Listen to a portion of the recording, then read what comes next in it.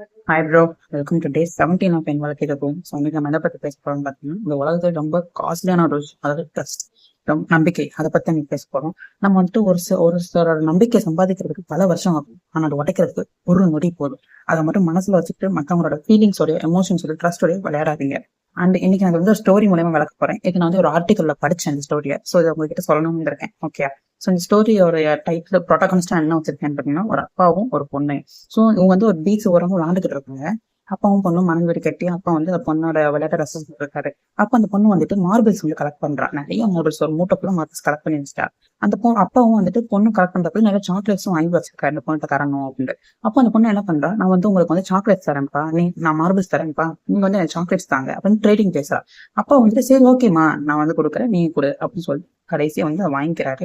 So ஆனா அந்த பொண்ணை வந்து அந்த சமயத்துல கொஞ்சம் ட்ரிக்கியா என்ன பண்றாங்க, இந்த மாதிரி வந்து நல்ல நல்ல மார்பிள்ஸ் எல்லாம் வந்து அவ எடுத்து வச்சுக்கிட்டு நல்லா இல்லாத மார்பிள்ஸ் எல்லாம் கொடுத்துறா. ஆனா அப்பா எந்த பாரபட்சமும் பார்க்காம எல்லாம் நல்லது கெட்டது எல்லாத்தையும் கொடுத்துட்டாரு அந்த பொண்ணுக்கு.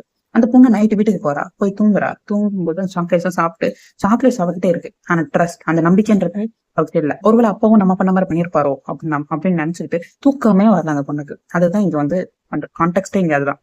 நம்ம வந்து ஒருத்தவங்களுக்கு வந்து என்ன கொடுக்குறோமோ அதுதான் நம்ம கிடைக்கும். விதை விதைத்தவன் வினையா இருப்பான். ஓகேவா? அதை வந்துட்டு ஃபர்ஸ்ட் ஆஃப் ஆல் நம்ம நம்பணும். அந்த பொண்ணு வந்துட்டு இப்ப அந்த அப்பா கிட்ட வந்து எந்த விதமான இதுவும் பாரபட்சம் பார்க்காம எல்லாத்தையும் கொடுத்துருந்தானா அந்த பொண்ணுக்கு இங்க வந்திருக்காது. அந்த ட்ரஸ்ட் இருந்திருக்கும்ல. சோ அது ரொம்ப முக்கியம் ட்ரஸ்ட்ன்றது இங்க. And one thing to say, இங்க ட்ரஸ்ட்ன்றது பல பேர் வந்துட்டு இப்போ இந்த காலத்துல யாரையும் நம்ப முடியாதுதான். அது ஆனா அதை நம்ம தான் தேடணும். அது தேடுங்க.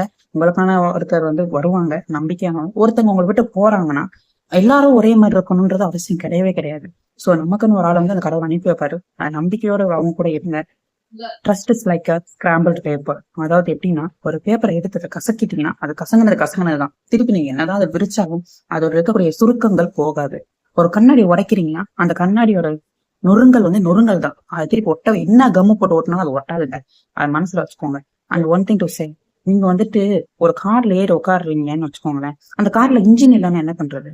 ஒரு சொட்டு நகரும் அந்த காரு நகராதுல்ல. அந்த மாதிரி இந்த ட்ரஸ்ட்ன்றது இங்க வந்து இந்த ட்ரஸ்ட்ன்றது இன்ஜின் மாதிரி. அது இல்லைன்னா உங்களால எதுவுமே பண்ண முடியாதுங்க. நீங்க என்னதான் எவ்வளவு வருஷமா இருந்தாலும் நம்பிக்கைன்னா அந்த ரிலேஷன்ஷிப்பே ஒண்ணும் இல்லை. அதனால எல்லாரும் நம்புறதுக்கு முன்னாடி நம்ம மேல நம்ம நம்பிக்கை வைப்போம். மத்தவங்க நம்ம நம்பணும்னா நம்ம அவங்களுக்கு உண்மையா இருக்கணும்.